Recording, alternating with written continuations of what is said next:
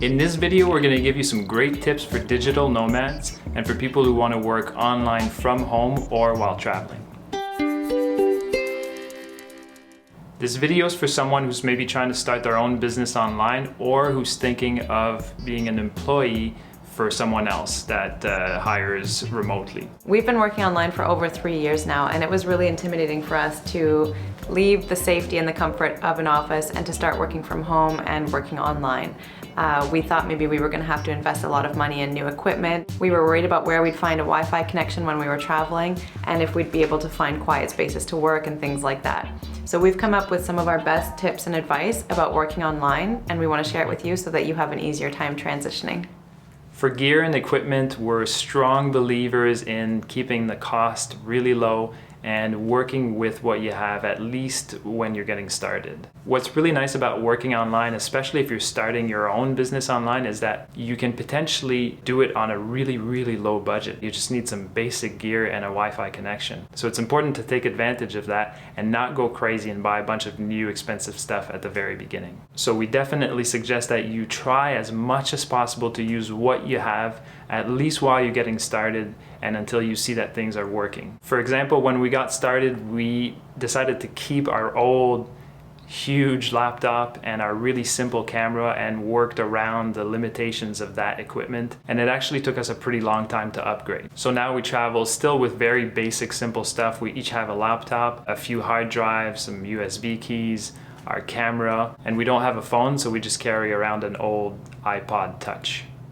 Co-working spaces are communal offices that you can rent by the day, the week, or the month in cities pretty much all around the world. And what they do is they give you access to a desk, to a Wi-Fi connection or internet, and other things maybe like meeting space, printers, faxes, and things like that. If you get to a new destination and you're having a hard time finding a really reliable Wi-Fi connection, or if you need meeting space, it's great to know about these co-working spaces. You can search for them online by looking up co-working spaces and the city that you're going to be visiting. We had to use one once in Barcelona. We were there for an artist residency where Matt was painting a series of paintings and I was meant to be working online, but the internet connection was really slow. And luckily we found a co-working space just a few blocks away and rented a space for the month, and it was a lifesaver. They're also great if you're working from home and you feel like you need a little bit of office time just to get you out of the house sometimes. Or if you want to meet other online entrepreneurs and other digital nomads.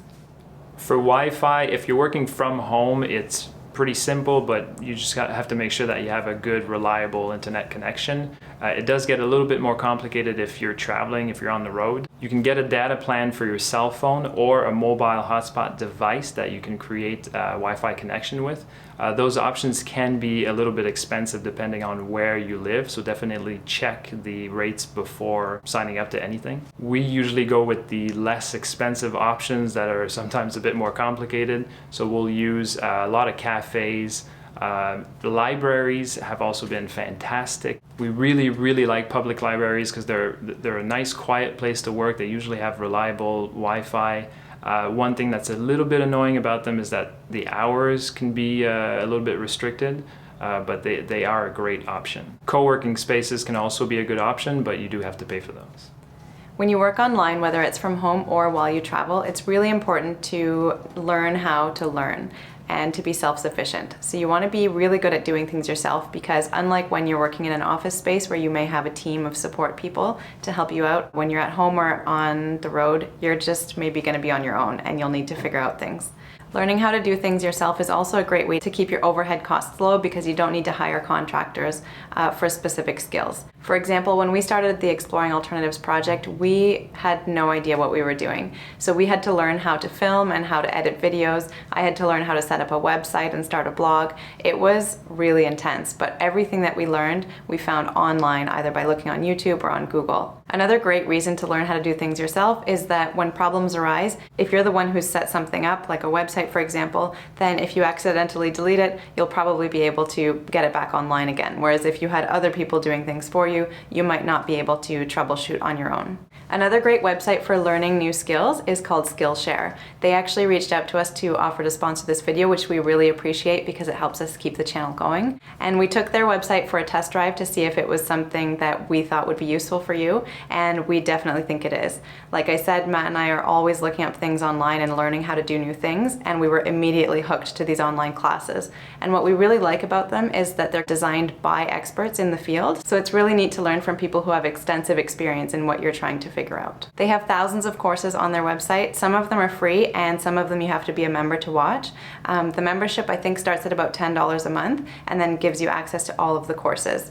But because Skillshare sponsored this video, they're offering our viewers a free 2-month trial, so you can check out the link in the description and there'll be a promo code there so you can get 2 months free. And another really cool thing about Skillshare is that if you're looking to make money while you travel or from home, you can actually become a teacher as well.